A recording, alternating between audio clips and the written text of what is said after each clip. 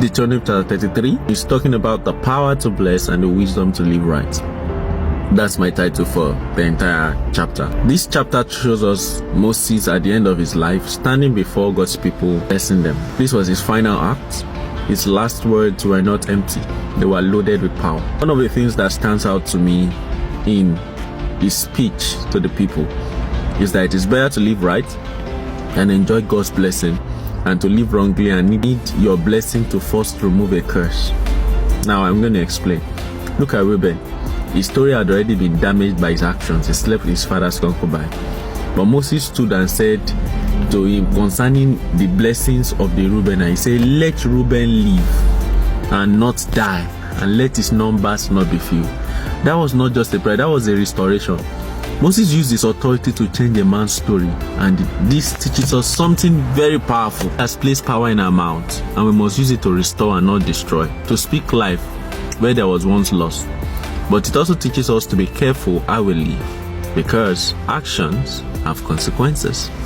Reuben lost his position because of what he did, and we see how the blessing shifted to Joseph, I think, because Joseph began to carry what looked like the strength of the firstborn.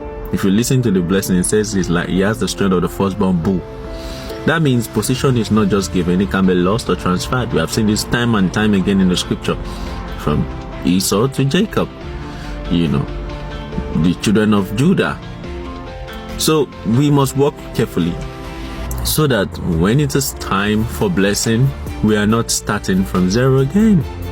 So that at the end of the day, we are not only asking God to remove curses, but we are standing fully in what He has prepared for us. So look at it.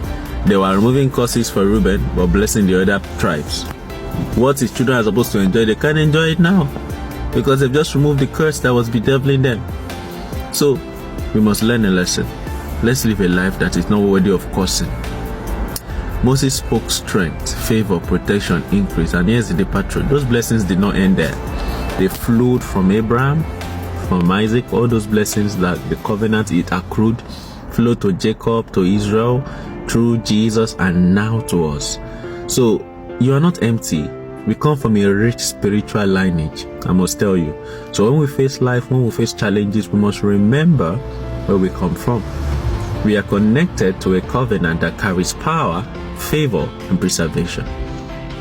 This book teaches us to speak life, to live right, to value your inheritance because of posterity. Because what flows through your bloodline by faith is meant to show in your life. And so as believers, we must reflect these blessings.